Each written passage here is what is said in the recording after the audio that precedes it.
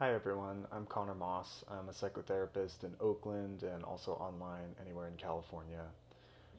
I wanted to talk today a little bit about alcohol moderation, how to cut down on your alcohol use if you're not necessarily trying to quit completely, but if you know that your current drinking is at an unsustainable level. There's a lot of people that want to cut down, but they don't want to stop completely, and I feel like there's a lot of support for people who want to quit in 12-step or in other areas, but there's less support for people who just want to moderate their use. But for a lot of people, cutting down on their alcohol use and reducing the associated harm that comes from drinking is really important, but it might be hard to find support when you're not trying to quit completely.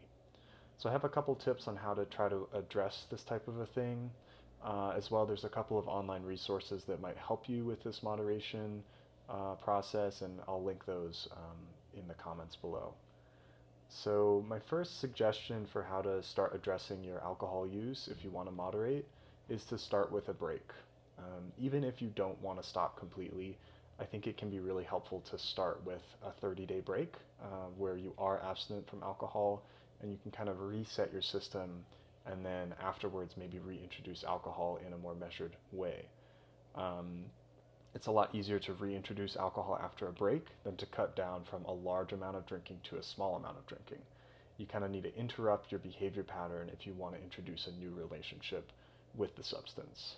Um, the other thing is that there's a tolerance that's probably built if you're drinking a lot, and resetting that tolerance through a break is really going to help you, maybe still enjoy drinking or still feel the effects of it without having to take so much.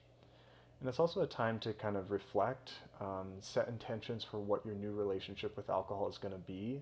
So you're really going to end your current drinking habits, take a break, and then start a new relationship with alcohol. And that break kind of helps set that intention for you. So yeah, I definitely recommend a 30-day break to start, reassess, start to reintroduce it if you want, but take that time to reflect.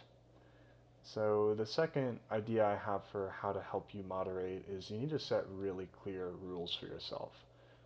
If you have a bit of a problem with drinking or you're drinking a little too much, it can be very easy to just say, well, I'm just going to drink a little bit. And a little bit is so vague that you suddenly find yourself 10 drinks deep and you're passed out. So it's really important that you have really specific goals that you want to set. And during this 30-day break is a really good time to write down or record a video of yourself talking about what you want your goals to be. Um, so with goals, I think it's really useful to talk about SMART goals. This is something I've written a blog about and lots of people talk about, but SMART goals stand for specific, measurable, achievable, realistic, and time bound. So if your goals are specific, you don't just want to cut down, but you want to stop drinking for 30 days, or you want to not drink more than 2 drinks in a night. Measurable, it's an actual measurable amount that you can keep track of. Achievable, this is something that's realistic for you, that you can actually stick to. Realistic is yeah, it's a goal that you're actually going to be able to reach in your life. And time bound, there's a specific time limit on when you want to reach this goal. So not just I want to cut down forever, but for these next 60 days, I want to try to not drink more than 2 drinks a night.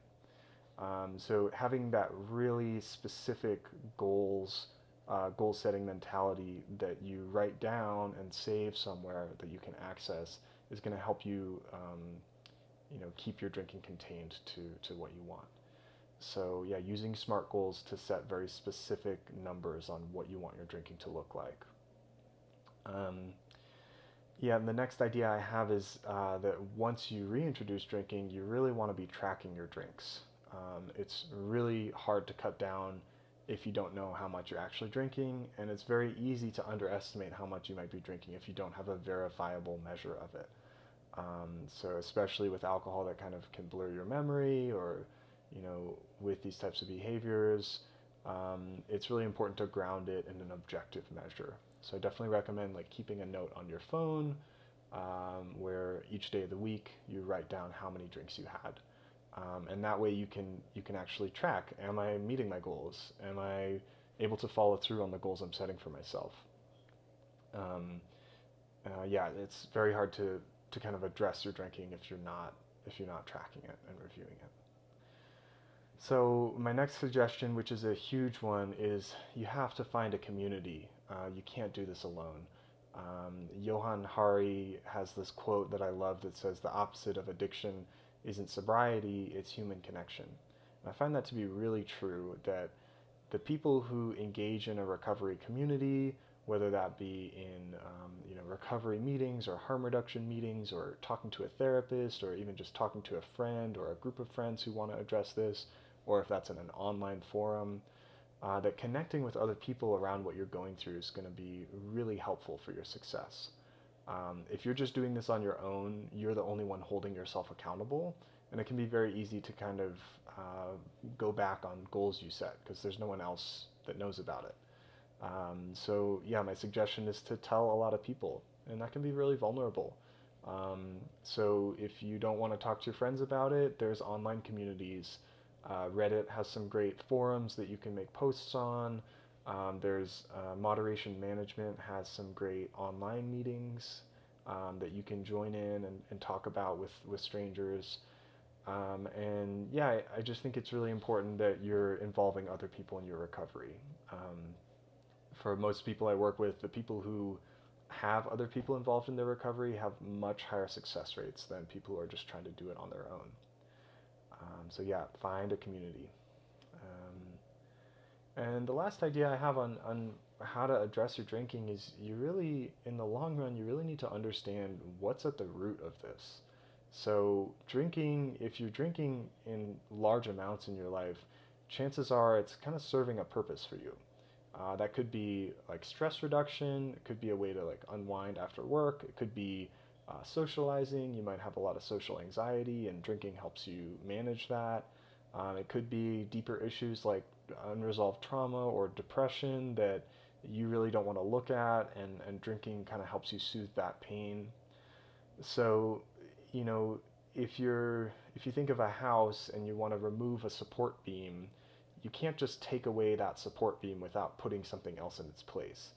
And the same thing with drinking. If it's serving a purpose in your life and you just take it away and you don't replace it with a similar resource, it's going to be really hard to succeed in the long run. And it's going to be really hard to understand what it is you're needing if you're not aware of what's going on underneath.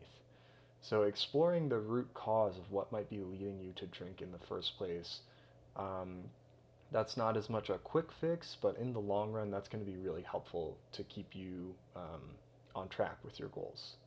So I definitely recommend, journaling or talking about this in support groups or talking about this in individual therapy to really help you understand like what am I getting out of drinking and what can I replace that with.